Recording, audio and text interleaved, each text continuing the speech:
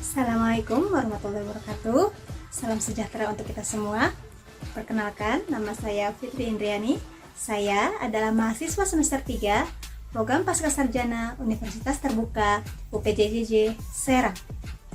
Dalam kesempatan kali ini, saya akan mencoba untuk memberikan opini saya terkait dengan permasalahan dalam diskusi sesi 1 mata kuliah Studi Komparatif Pendidikan di berbagai negara dengan kode NPDR 5302. Dalam sesi diskusi kali ini, kami mendapatkan 2 artikel sebagai acuan bahan diskusi kami.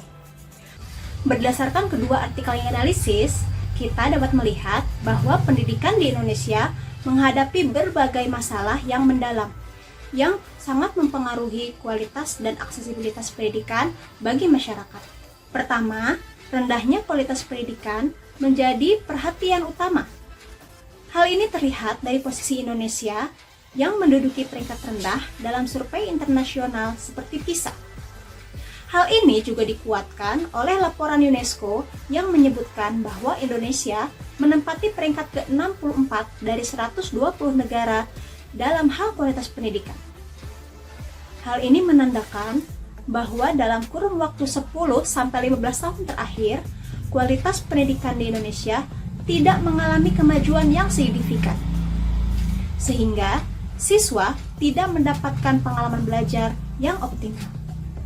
Selain itu, terdapat kesenjangan antara kota dan desa yang semakin memperburuk situasi pendidikan. Kesenjangan ini menunjukkan bahwa daerah perkotaan memiliki akses dan kualitas pendidikan yang lebih baik dibandingkan dengan daerah pedesaan. Akibatnya, ketidakmerataan dalam akses pendidikan menjadi masalah struktural yang harus segera ditangani oleh pemerintah. Masalah lain yang juga krusial adalah rendahnya kualitas guru. Dalam artikel disebutkan bahwa banyak guru di Indonesia yang tidak memiliki keterampilan dan profesionalisme yang memadai. Hal ini berimbas pada rendahnya prestasi siswa, di mana siswa tidak dapat mencapai potensi mereka akibat dari masalah dalam sarana, prasarana, serta kualitas yang diterima. Di samping itu, biaya pendidikan yang tinggi juga menjadi penghalang signifikan bagi banyak masyarakat untuk mendapatkan pendidikan yang berkualitas. Dengan biaya yang seringkali tidak sebanding dengan pendapatan rata-rata, keluarga banyak yang terpaksa memilih untuk tidak melanjutkan pendidikan yang berkualitas. Selain itu, kurangnya sarana dan prasarana juga turut berkontribusi terhadap rendahnya kualitas pendidikan, di mana infrastruktur yang kurang memadai dapat menghambat proses belajar mengajar yang efektif.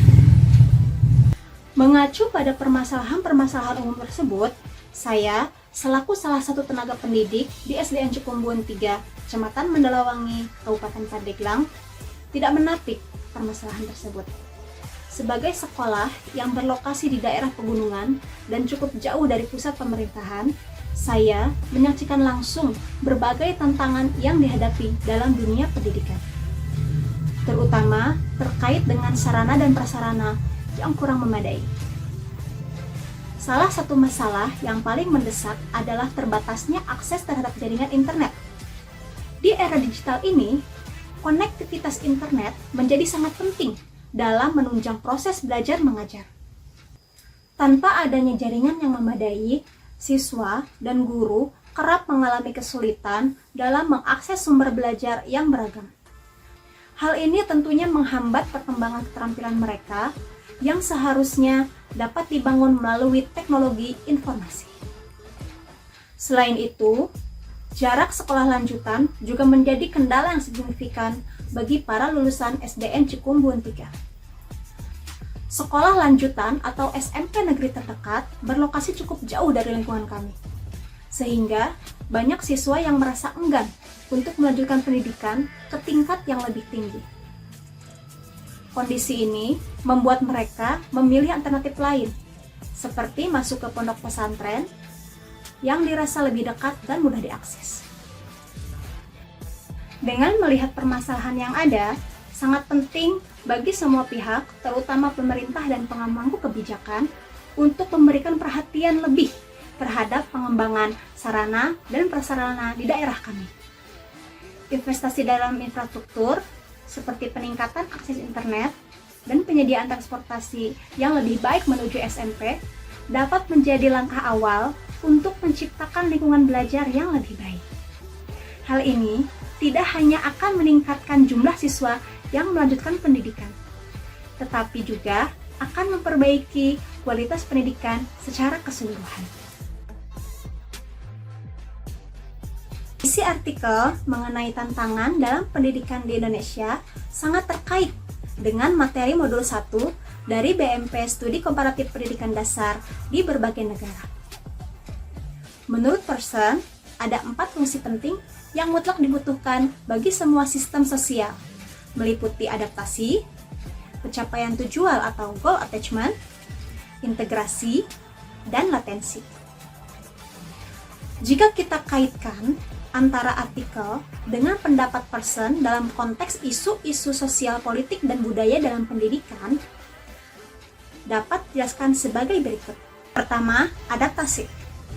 Artikel menggambarkan tantangan yang dihadapi oleh sistem pendidikan di Indonesia, seperti rendahnya kualitas pendidikan dan ketidakmerataan sarana dan prasarana.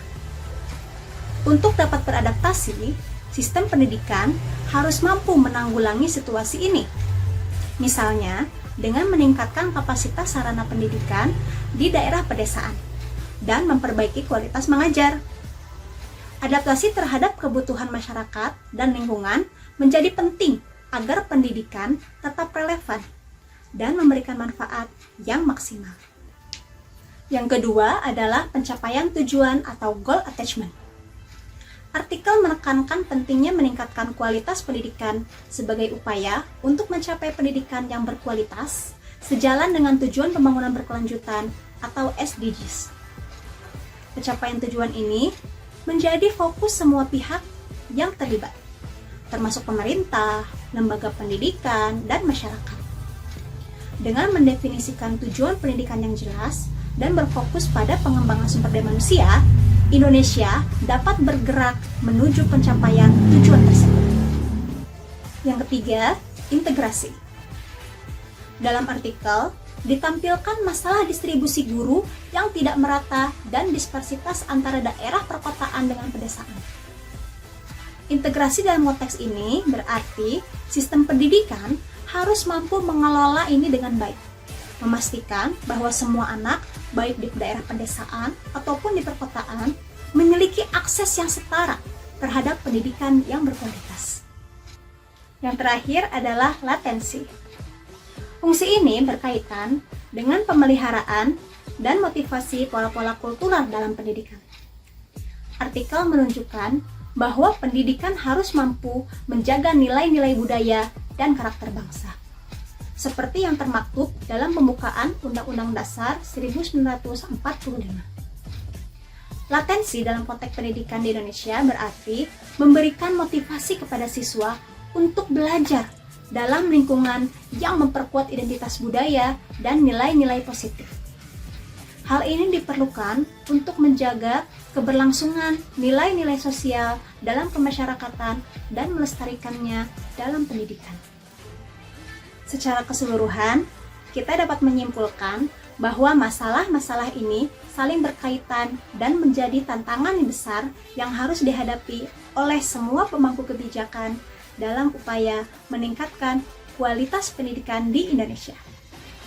Upaya kolaborasi dari pemerintah, guru, masyarakat, dan sektor swasta sangat diperlukan untuk menciptakan pendidikan yang merata dan berkualitas bagi seluruh anak bangsa. Dengan langkah-langkah ini, diharapkan dapat tercipta sistem pendidikan yang lebih adil dan merata, memberikan akses yang setara bagi semua siswa, serta mempengaruhi perubahan positif dalam dinamika sosial dan budaya di masyarakat. Demikian yang dapat saya sampaikan. Mohon maaf atas segala kesalahan. Terima kasih. Wassalamualaikum warahmatullahi wabarakatuh.